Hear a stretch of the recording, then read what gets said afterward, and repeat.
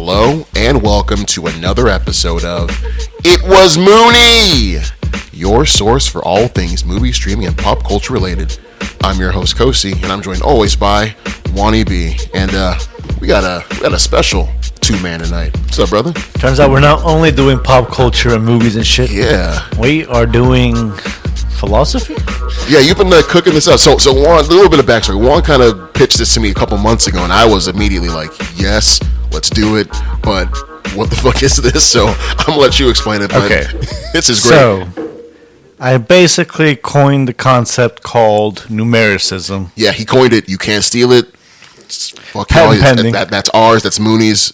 Patent pending. Sorry, go on. So, numericism.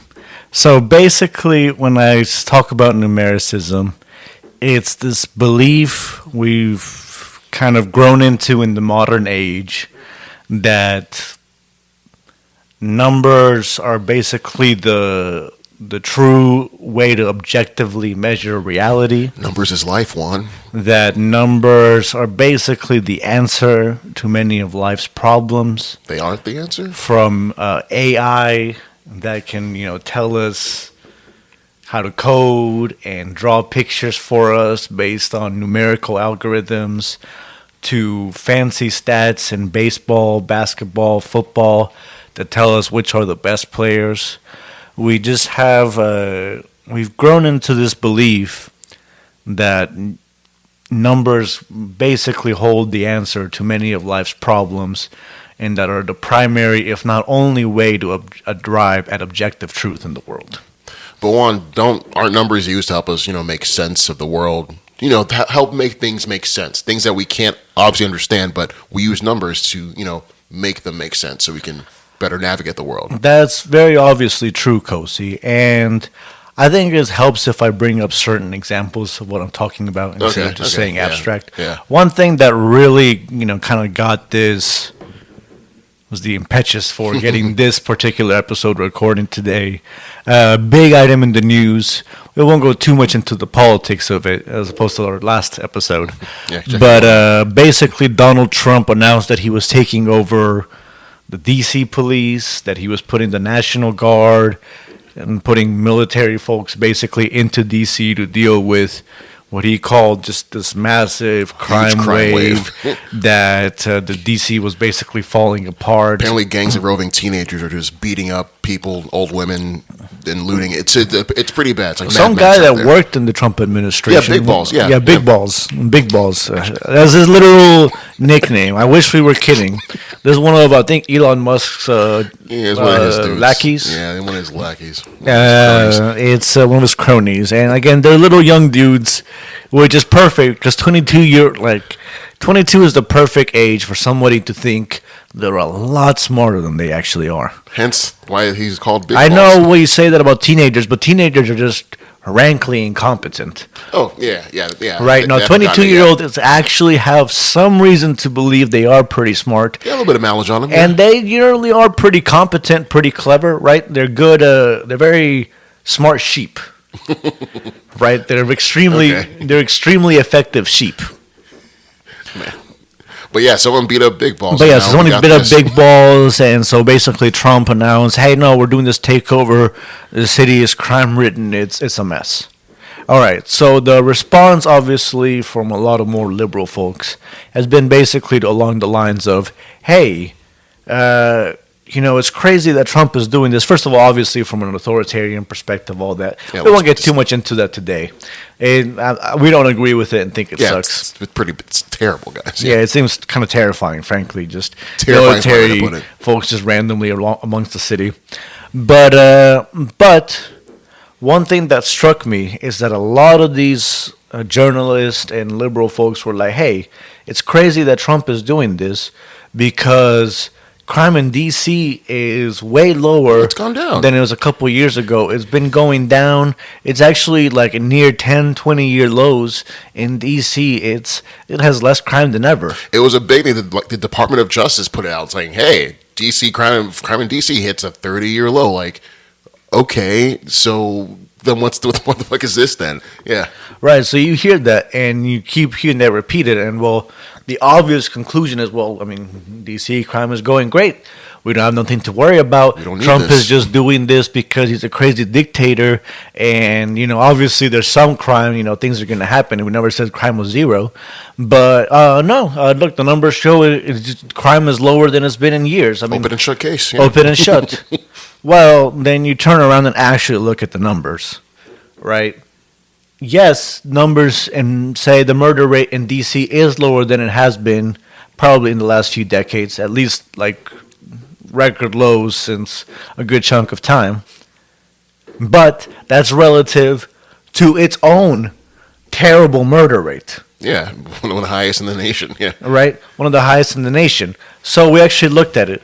DC has a murder rate of what it was like 25.97 people per 100,000. Yeah, 27.3 per 100,000 people. Right. Just as a comparison, and I'm sure some folks will try to say this is not a fair comparison, but it's a major metropolitan city in a large state, Salt Lake City. Yeah. The murder rate there is 5 people per 100,000. Right, so 20 more, a little over 20 more people per 100,000, a little over 5 times as many people. And we didn't even take into account that their relative populations. Somewhere like Salt Lake City has a population of 200,000 people, but DC has 700,000 people. So you can see but you can see how you can just ignore those stuff and use the tunnel vision numbers you see for your own gains. So it's very easy. Because again, the liberal folks were trying to say basically, hey, Trump is overreaching and he's crazy. There's nothing to worry about here. There's no crime. Look, it's at 30-year lows, right? And that was their main case. But then again, you look at the actual scenario, and sure, relative to itself is doing well, but relative to other cities in this country, it's still one of the worst cities.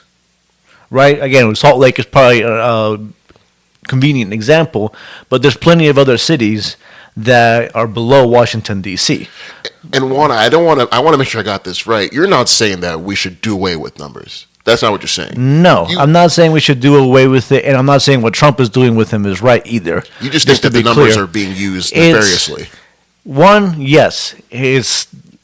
Obviously, folks have known around, not like a completely original idea, right? We've heard Mark Twain say there are lies, there are damn lies, and there are statistics. Oh, that's a good one, okay. Right? I'm not the first person to suggest that we should be cautious around it. But part of the problem is that in today's day and age, we've gotten to the point where you have to have some kind of number to argue your point or to make any kind of appropriate argument, or you're just told that you're relying on anecdotal evidence or on emotions or feelings, and that basically what you're doing isn't valid. Take again back to the example of crime in DC. Okay, it might be lower than previous years, and it might be lower than it's been 30 years or whatever, but it's not distributed evenly. If you go to the nice tourist areas or the places where the congressmen live, it's nice. I mean, otherwise they wouldn't really live there, right? There's plenty of lawyers up there. There's plenty of lobbyists. You go to the National Mall. You go to the White House. You go to the Capitol. It's just nice. There's good restaurants. Nice, yeah. It's a hip place to live. Cool stuff. Not perfect, but it's not crime-ridden. Yeah, you go to certain other places. In D.C. Certain other parts of D.C., and these are people who are struggling. Yeah. These are people who either they or someone they know has had their stuff broken into. They've had muggings. They might have had murders, right? Yeah. The crime is concentrated in these areas. So when you look at these people and you say, "Hey, don't worry, the average of the city, crime in the city is going down." Well, the average isn't going to fix my broken window or my shot through fence. It's like. Exactly. What you doing? Exactly. On a certain point, sure, I mean, the numbers can sometimes tell you if a case is an extreme outlier. Like if Big Balls was the only guy who had gotten beat up in D.C. in the past year or some shit, right? Like it was just an extreme, wild, unprecedented scenario, then sure, it'd be silly to overreact like this. Right. But it's not really what's happening. There's a very serious homeless problem in D.C. and a lot of other major metropolitan areas. Crime, again, as we mentioned, is pretty high. is pretty high relative to plenty of other places, again, even outside of the United States. It might not be as ridiculously crime-ridden and like gang controlled as Trump is painting it as, but there are parts of the city where you should not feel comfortable walking around with like nice clothes and a fancy watch and act like nothing is gonna happen to you at 2 a.m. So on, do you feel as though like this overlap on numbers kind of has people miss out on what the human element of things are? You kind of miss the people for the numbers. Sometimes it's that you miss the human element. It is probably frustrating to hear somebody say, "Hey, again, don't worry. Your experience really isn't bad. You're over complaining because the average of the city is actually great." Yeah, it can't be that bad. Look at right? the average. We've seen that with economics before, where when the Biden was around, we'd say, "Oh, look, the stock market is up, GDP is better than ever. What you complaining about? The unemployment rate is low. So why are you complaining?" Right? Like the people who are saying the economy is crap, oh, those are just Republicans trying to shit on Biden. But no, we knew plenty of folks who were like, "Hey, this is not great. This feels just like crap. Everything's expensive.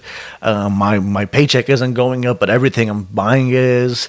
I don't know, folks who are starting to lose their jobs, or maybe they have a job, but it's not a particularly great one. The thing about the numbers is, yeah, they're correct, but it does ignore the weeds and the people in the middle of that. Where it's good for everybody. The numbers say so, but again, it's a sweeping generalization almost. It's like but you're not accounting for so many other different factors and scenarios and people that are involved in here, and so it's damaging. It's damaging. And then another big part of what I'm trying to get at too is that again, numbers are presented to us in this as a way again of like achieving this kind of scientific accuracy, this objective kind of viewing of reality, control. Right? If you say, "Oh, hey, I feel like there's too much crime," then people are just gonna be like, "Oh, well, that doesn't mean anything." It's like, no, but trust me, I've had more people.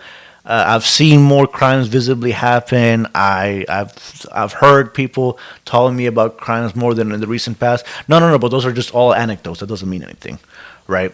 But again, you present these numbers to folks, and you present them as like, "Oh, okay, if I show you the average of crime rates in the city, that means, boom, that's the objective, complete truth." That's it.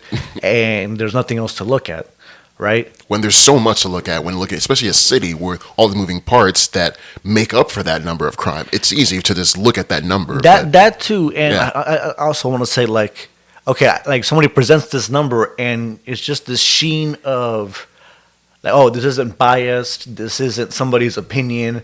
This is just an objective, hard number. So you think there's maybe some even manipulating and stuff going behind the scenes of just bringing us the actual numbers? Right. Thinking. Even when it's not always intentional, there's always biases when it comes to this stuff. Go into that some more. I'm curious about that. Okay, so we look at hard sciences. We look at, for instance, chemistry, physics, things like that. They have certain inputs. You put a baking soda and vinegar in a volcano. Gets a reaction. In certain quantities, and it reacts. Mm-hmm. You can literally measure how much you're going to get by the masses you put in to a very, very close degree, right? You can look at physics. If you push somebody with a certain force, they'll keep moving to a certain... you can build entire internal combustion engines that can move planes through the air with these concepts that work every single time. And they're quantifiable, and we can say, and they're measurable, and we can be like, here. Quantifiable, measurable, provable, discrete numbers that can be used, right? Yes. And because of that, you have this mentality of, okay, the hard, true science that gives us correct answers all has numbers, right? And it's all quantifiable. Mm-hmm. And so then we get to the soft sciences, the social sciences, the woo-woo stuff, right? Philosophy, economics, all these other ways of trying to understand the human condition that don't always necessarily lend themselves to being easily quantifiable. And it's, oh, hey, those are the lame social sciences that don't do things right. Because again, it's just stories and it's just people's opinions and feelings. No. We got to put numbers to these things, or it's not valid. Yeah, if I can't measure it, it doesn't exist. If I can't put a number to it, it doesn't exist. Okay. So we have stuff like, intelligence. Intelligence is a nebulous concept. The IQ test or whatever. Right, yeah. IQ test is a great example. Intelligence is a very nebulous concept. It can be defined in many different ways. Right, somebody can have music intelligence, they can have emotional intelligence, they can be good at math, they can be good at puzzles, different things. And then along comes a test like IQ that, purportedly measures that. It can give you this kind of clear-cut answer. Oh, here's how smart this person is. Smart rating. We can just have this person, people take this test, this convenient test, and boom, we get a scientific answer that tells us how smart somebody is. Right? And you think that, no, there's so much more other elements to intelligence and what it is. It's not just can't be attributed to a number. I do think that. Okay, but I also think that the person who made it, presents it as if it's just something that came upon from the... Again, when you talk about physics, these numbers aren't something somebody made up. These formulas aren't something somebody just made up. They literally came from the universe. That sounds a little hokey and like mythy, but like literally you measure stuff and like the area of a circle happens to be pi r squared every time. Yeah, we measured that. Because that's just how it works out and measures out. Right? The flow of water through a tube, the way a car moves, the way birds fly through the air, all of that has equations we can calculate based on the actual reality that we can put a number to, right? We can say a bird is flying at this speed, it's flapping its wings at this amount of rate, it weighs this much, it's exerting this much force with each flap, it's using this much wind to stay in air using drafts in the wind. Do you see what I mean? Yeah. We can have a number to all of this that describes to an exact degree how that's going to function. We then try to apply that to something like intelligence, right? Or any one of these topics. Again, it doesn't come from the universe. You think we can't measure intelligence the same way we measure gravity? There isn't some specific number that just comes out of nature that if you solve this puzzle at this amount of time, boom, you have now 150 IQ, and then that's it. That tells you us everything you need. We don't know about your intelligence, right? That tells you nothing about your number sense or your music sense, your spatial sense. It doesn't tell you. It doesn't tell us all that many things. And there is no way. How do you measure something like emotional intelligence? Do you take a survey and ask their friends, hey, how do you think this guy is as smart as emotionally on a 1 to 10 scale?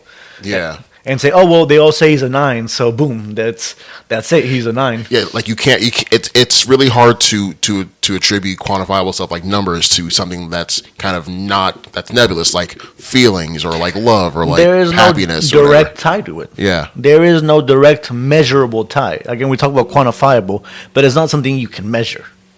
You can't measure love, for instance, like put it to a specific number. Like, what is a love scale? Yeah. Right? Like, you've seen it on game shows, whatever. What is a friendship scale? Like, so you and I are really good friends. We're tight and stuff.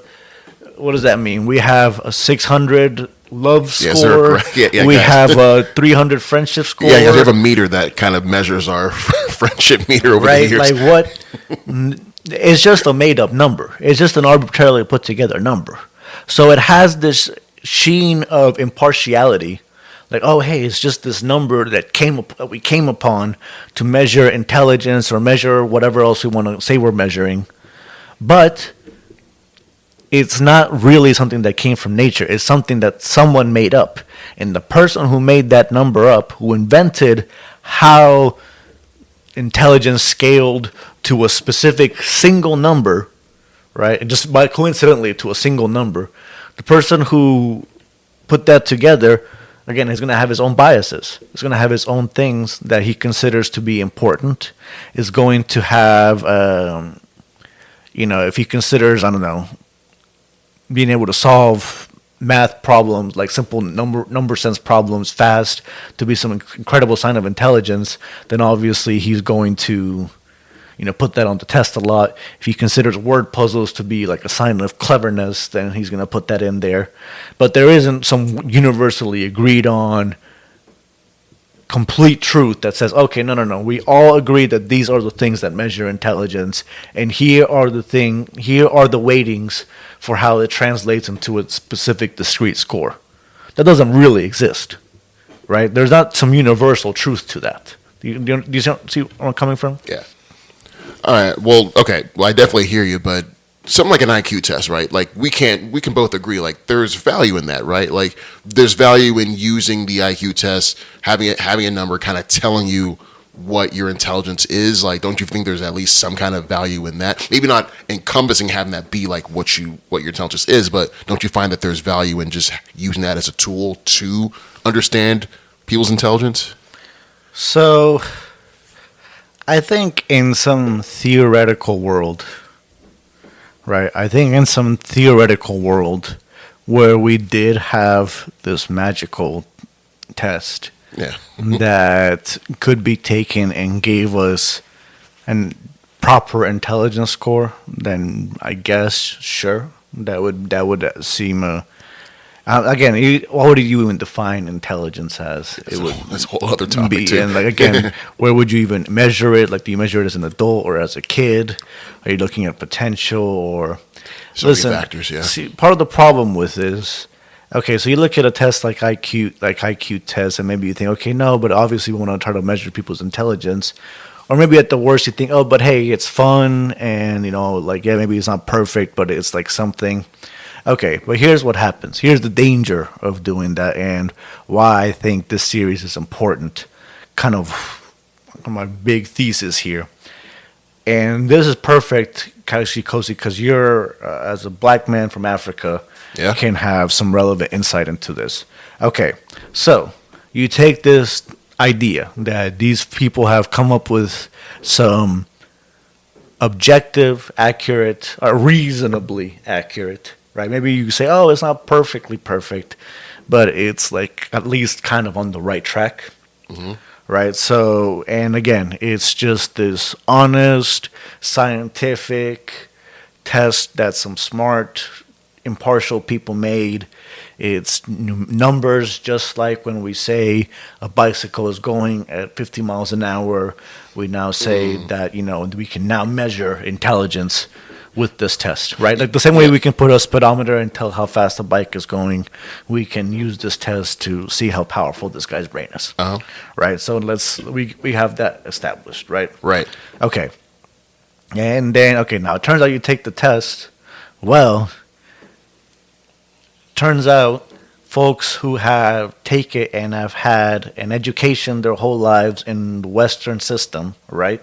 And by the way, this IQ system was built by entirely Western white folks. Oh yeah, like the hoity-toity British guys that put this upon people. Yeah, or I'm not sure who it was, to be honest. But it was not built by like some random dude in Africa, right? No.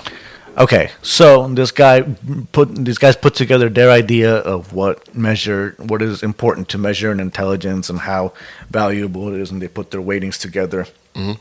And pick the questions and such, right?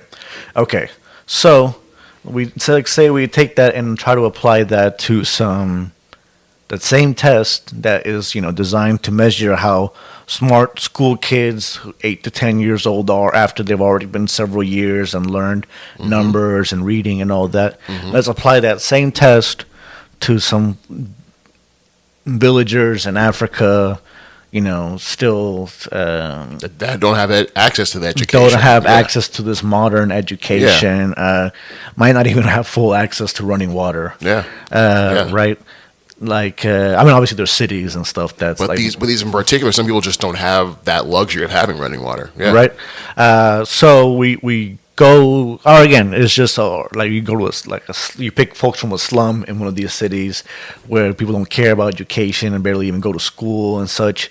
Or again, you pick places where math is not particularly focused on and celebrated, so to speak. Like these hard kind of puzzle solving skills aren't treated as particularly important because people just got to work and people got to like they're not focused on those things. Focus on like practical knowledge that will affect their day-to-day life, right? So now these African folks do terrible on these tests on average compared to the white folks, right? Well, now you have racists coming in, scientists, right? These folks coming in and being like, "Oh, look, it's not that we hate black people. Look, this objective, impartial, totally accurate IQ test that you're not going to question at all because that you're not going to question because it has a number. Yeah. It's numerical, and scientists did it, and therefore it's correct and objective and has no biases at all. Because again, it's the comfort the number brings. The number takes away the work for you. The work is done. This number tells you all you need to know. You don't have to do any other work. It kind of stops there. So you can do whatever the hell you want with those numbers. Exactly. That's an amazing way to phrase it, Cozy. So again, instead of having to evaluate for yourself how smart that person is or get to know them and see how they actually behave in the real world. Work is done for you. You just have them take this little test, this convenient test. Oh, and now you find out that black folks are getting worse tests? Well, we don't have to look into this. We don't have to examine potential biases of the test. We don't have to examine the potential limitations and how important this test really is. And I even go far and say, even the ones that did score well, if you want certain information to get out, you just won't even use that. I think that's could even be like used to that extent. If the information you're getting back isn't validating what you think, you're gonna just throw it away and just use the information that does, in my opinion. Yeah, at the end of the day, what IQ really measures is your ability to do well on the IQ test, point blank. And then you use that, and then you take that again, and put that on other people. Yeah. It's the idea, the concept of numericism. It's that it expands that number from just being, oh, this is how good you are at this particular test, which probably is a good way to measure how good you are at puzzles or number. Like, you probably want somebody with a high IQ, like as a rocket scientist. It's a good indicator for what you can do. Yeah. Right. No, it's a good indicator for some things that you can do. Yes, some very specific things. Specify things you can do. Look at like somebody like Beethoven is a genius, but might be a complete dumbass with numbers, right? His musical mind was genius level, but might literally not be able to add 2 + 2 without a calculator, right? Or like someone like Elon Musk, who's very intelligent, but he's not emotionally intelligent. It's like there's there's levels to this stuff. Exactly, and just this idea that you can break it all down to a single number that is objectively derived and therefore unquestionable is both false and, again, actively harmful in certain cases. Yes, harmful. Eugenicists basically used IQ tests to be like, oh, no, we don't have to listen to black folks. We don't have to listen to these people because they're stupid. Yeah, they're objectively stupid. It's not us being racist. It's just that, like, scientifically they're stupid. See the numbers. Look, it's a catch-all. You can just stop and. Hey, we just used the modern example of DC, the violence statistics in DC, how both sides are using the same numbers to paint extremely different realities, and how both are kind of missing the point. Frankly, crime is a serious problem in DC. That can't be swept away just because it's a little bit lower. The example I use: if you're failing in school with like 50s, right, you got to get a 70 to at least pass. If you improve your score to a 60, you're still failing. Yeah, we can applaud. I guess we can like give you a little bit of a thumbs up for bumping it up somewhat, but we need you to pass. We need you to live up to good standards, not just to be less crappy than you were before. Because technically, yes, from a number standpoint, technically, yes, there was an improvement in what you did. You were at a 50 last year, but you're at a 60 now. But overall, if you're going to look at the numbers and really utilize numbers and not just use them for whatever gain, if you use it, it paints a much clearer picture where, no, man, you need to get a 70. A 60 isn't passing. You're definitely correct on that. A big part of the problem here is the way we use shortcuts. right? Look, numbers, when we talk about averages or a median or other ways, Yeah, this. they are basically ways to summarize, very quickly and dirtily summarize big distributions of numbers. Right? A funny example I was telling Kosi earlier. Okay, if you look at the average human being, the average human being has one boob, one testicle, half a dick, half a uterus. Because you It's have a weird man, chimera person. you have man and woman. Yeah. The women have two boobs, men have zero. Yeah, like you're accounting for everybody and what Right? they have. Yeah, yeah. Yeah. So, okay, you might say, okay, that's a silly example for something that's an average, right? Okay, well, let's look at wealth gap. distribution. Yeah, well, wage gap. Yeah. Wage gap, wealth distribution, right? Okay, you might say, okay, we're living in America. Oh, look, America's wealthier than it's ever been. GDP is higher, the stock market's higher, unemployment numbers are low. Everything is fantastic. Yep. If you just look at the average of what everybody has and you include these massive, ridiculous outliers, it paints a rosy picture where everything in the U.S. is going great, where the numbers paint this picture of, oh, hey, on average, things are improving. On average, we have a lot of money. But That makes a good headline too. yeah, if you have Jeff Bezos with $200 billion and you have this guy with zero, the average between them is that now they have $100 billion in wealth. Yeah. It doesn't mean anything worthwhile, right? Or if you put it into 1,000 people, now they have an average of $1 million per person. But again, the other guys have zero. Yeah. The other guy, like those 1,000 people, 999 have zero. They're still and broke. Jeff Bezos has the 200 billion. You know what I mean? It's a way to wave away people that ask hard hitting questions like, why does this stuff exist? But again, these numbers, because who wants to question numbers? They're a thing that it's a number. It's a way to kind of wave that away and That's stop how the we're conversation. trained. We're trained like, oh, hey, if you're shown this quick number, it's a way to shut down discussion. Yeah. Right? This is the correct answer. And again, even if I'm not saying, hey, stop looking at numbers, but you got to try to look at not just a single, easy, quick number, right? You got to often look at the distribution of the numbers. See, something like an average, when you take an average wealth, for instance, as we brought up, when you take an average wealth, the value of an average as a measure, like of the summary of a big distribution of numbers, depends on the numbers following a normal distribution.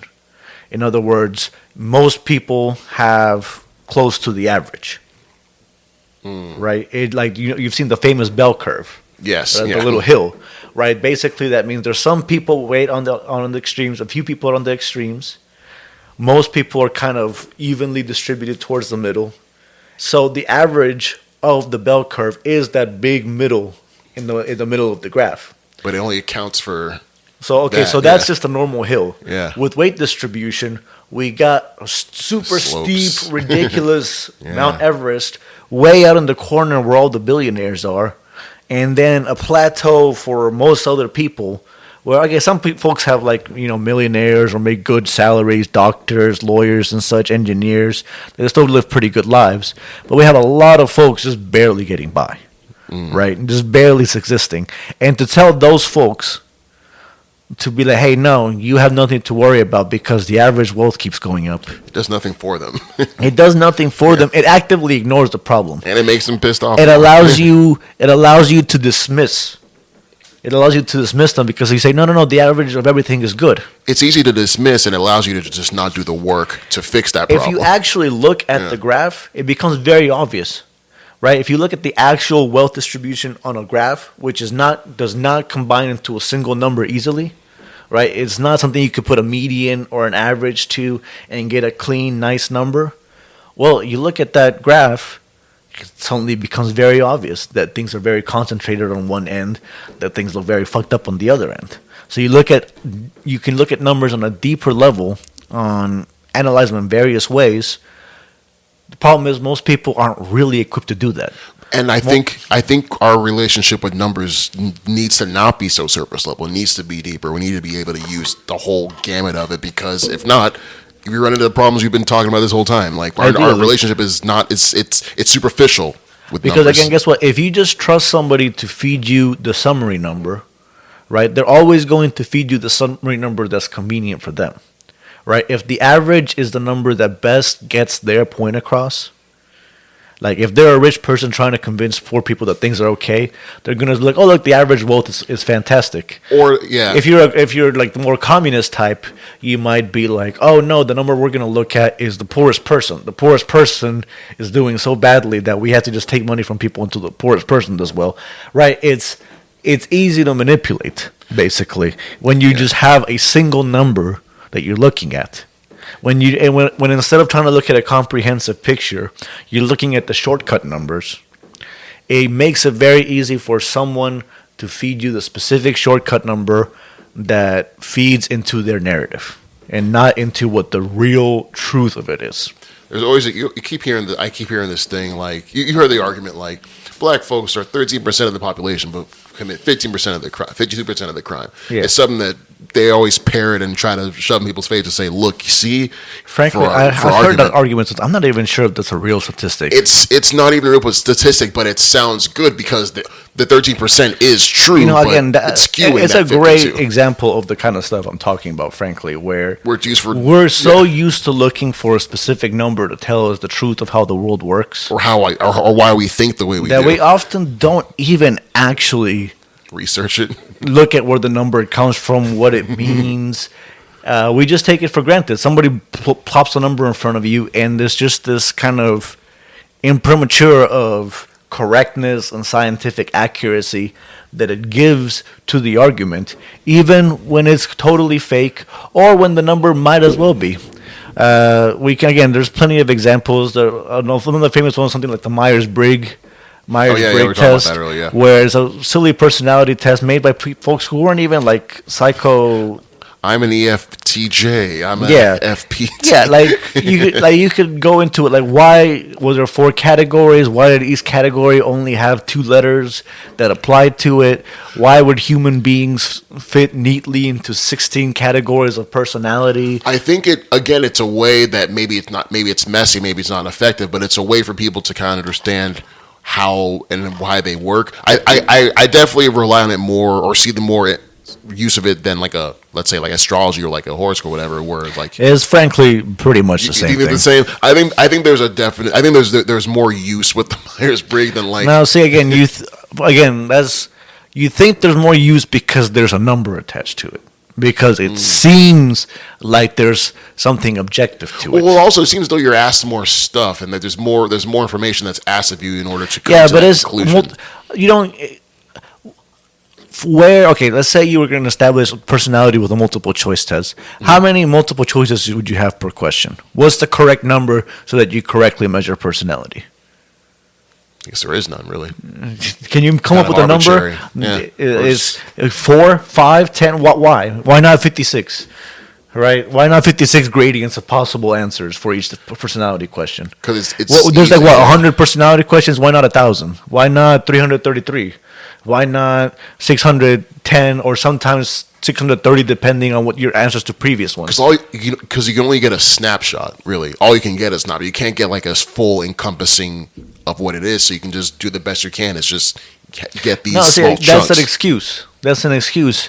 And I don't know if there's some nefarious thing behind the Myers-Briggs, but I do know that the illusion it's giving you, that you're getting some kind of meaningful information that you should use to make decisions with your life, is just that, an illusion brought up by numericism. Your belief that because something has a number to it, there must be something true about it. That somebody must have put that number has to mean something objective. That number that a 7 to that person is a 7 to you, right?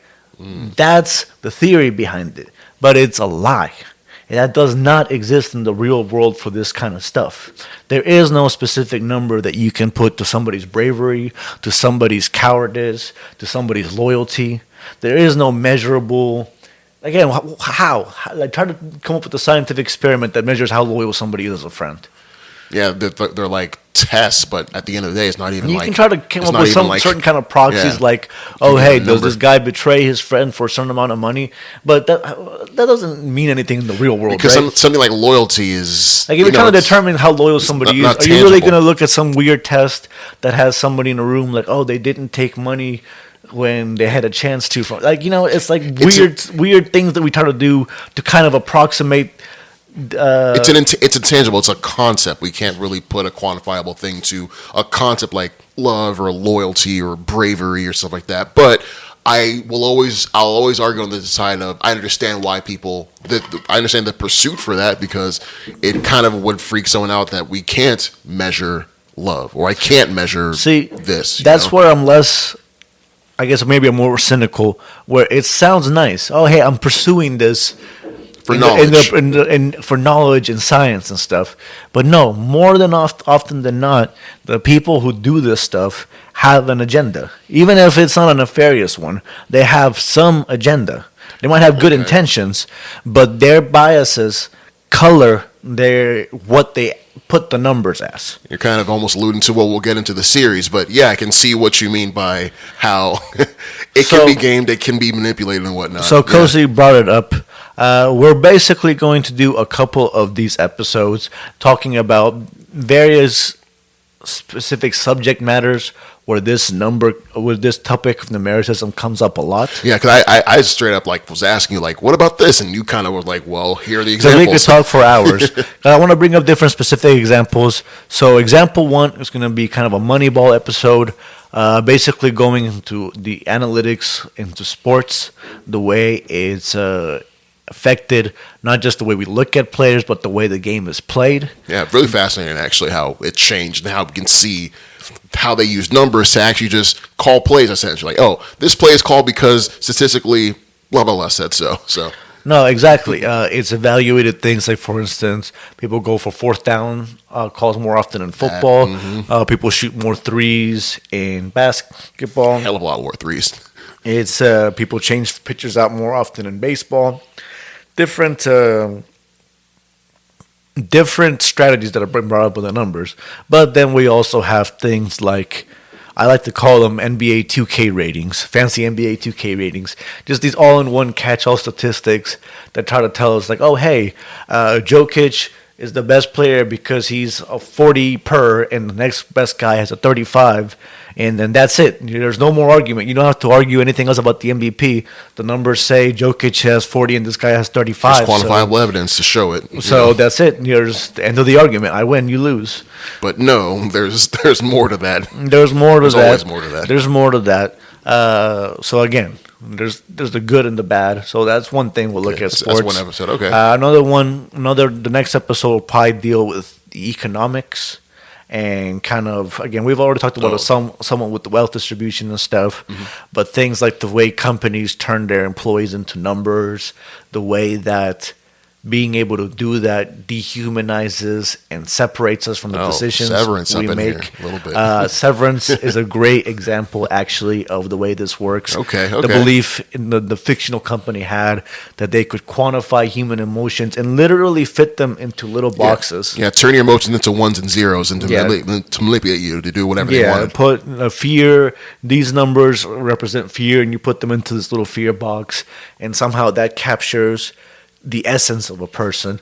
Again, that belief is not that far from transhumanism, from stuff folks like Elon Musk and Peter Thiel and guys like that believe that AI will solve all the problems of the future, things like that. Again, it makes MBAs and other folks, performance reviewers, HR, try to reduce everyone and every action to some easily quantifiable number. KPI, that's right? it. A KPI, a performance review score. Oh, you scored a 4, so that means you're a great employee. Oh, the Uber driver has a 4.4 average, so that means he's a great employee, right? It's this quantification of people's works and lives and the economic sense. And then the last topic will deal mostly with tech, AI, the transition from big data we saw back in the early 2000s. I heard you talking about that. What is that? What is big data? Big data was just like this concept of these massive data sets that companies were starting to collect right around the time that Facebook and YouTube and all these places became active. Right, all the little data they collect and pass on, the different websites you travel, your posts, your comments, all the stuff that I see on my phone scrolling. The different the videos you watch, the amount of times you watch them for, just massive amounts of data dumped into servers. And the idea was that Watson and these other smart mathematicians and algorithms are going to parse all that for relations between the data and give us, these massive, meaningful insights into, like, I don't know if you remember, like, Watson trying to, like, cure cancer. Yeah, he was trying to We'll probably go into more hospital. detail with it in the actual hospital, but that was, like, a famous example. Yeah, I remember that one. Of, hey, Watson can beat people at Jeopardy and can beat people at chess, and therefore... Could possibly change healthcare, and maybe. therefore, it's going to be able to, just from numbers, without having to actually ever interact with the real world, be able to tell us when somebody has cancer, for instance, or be able to tell us what treatments we should use for their cancer, just based on correlations between massive sets of data. And it didn't work very well. Yeah, you'll definitely get into that too. And now it's ChatGPT in that modern age, which works a lot better. I'll give him credit, but still runs into so many of the same issues. So we'll kind of go into more detail with some of the problems with that. No, I'm excited for this series, man. Just teeing it up. I love how like we were able to get us into this intro, try to ease us in one. I could hear you trying to. Even me, I was trying to get into the other topics, but no, I love this intro episode you gave us. This is awesome, man. I love the groundwork we're laying with this series. Appreciate that, Cozy. But more than anything, I guess the topic statement, the thesis of all this is, look, it's not that numbers are bad. In fact, numbers are very important and necessary for the world to function. Yeah, right. You're not some crazy guy trying to get rid of numbers. Right. Yeah. No, it's important in all facets of life. And where numbers can be used, they generally should and can be used. But be careful with the numbers. The appearance of objectivity they lend to somebody who uses them is often fake. People will use numbers and manipulate true numbers, actual facts, to make you believe in stuff that's totally false, right? Right. Again, we can go back to the crime example here in D.C., where people are using the same exact numbers to basically miss the entire point and talk past each other by being able to look at the exact same statistics, right? Yeah. So, and above all, that I hope anyone listening to this lets go of the belief, is this need for understanding, for control in a chaotic world, right? We want to know how smart people are.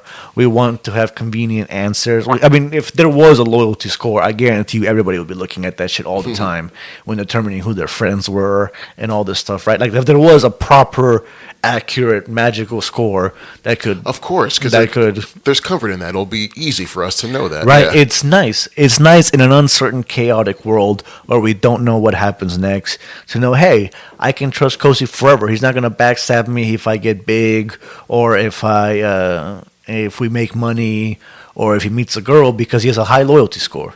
So that that's it. He can't.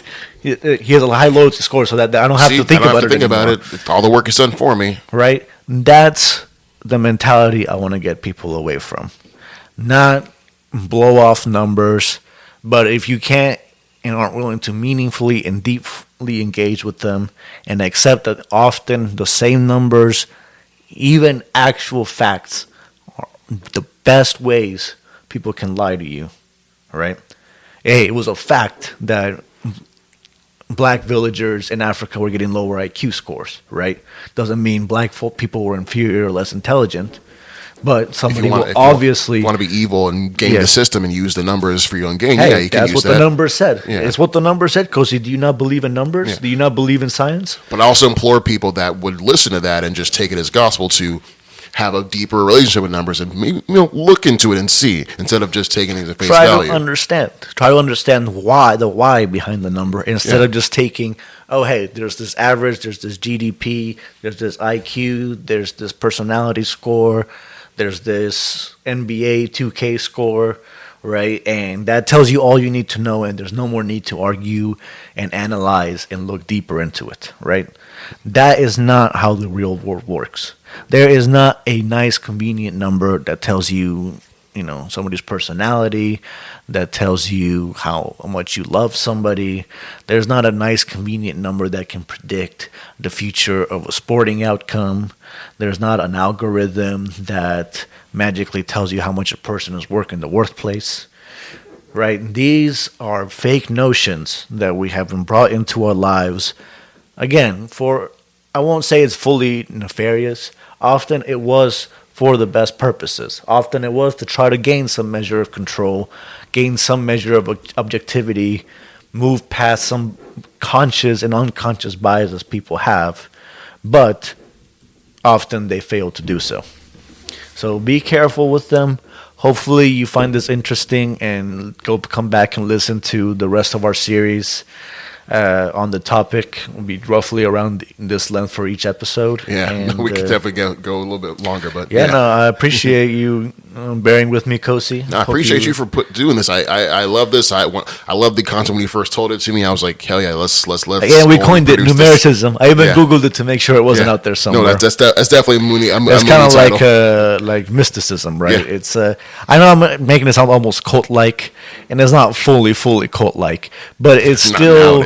It's still basically it's a faith in numbers, and you're not supposed to have faith in numbers, right? You're supposed to use numbers to objectively actually prove things. They're a tool to help you navigate the world, but not like it's an actual tool. When you get to the point where you feel the need to have a number to everything, where you feel like you can't evaluate reality without being able to put some number to it, that's when you've lost it. Well said, my friend. Hey, man, I want to thank you, Juan. I want to thank you for coming in and just hitting us with some knowledge. I want to thank you, listeners. And listeners, I want to thank y'all for tuning in. If you like our stuff, you can search for us on social media everywhere under It Was Mooney. And you can listen to our other episodes. Definitely catch our last episode about South Park. It was a great time. Juan went off as he did on this one. But once again, I'm Kosi, and I'm joined always by JuanyB. And until next time, guys, we're going to get, theoretical with this and philosophical with this. Peace.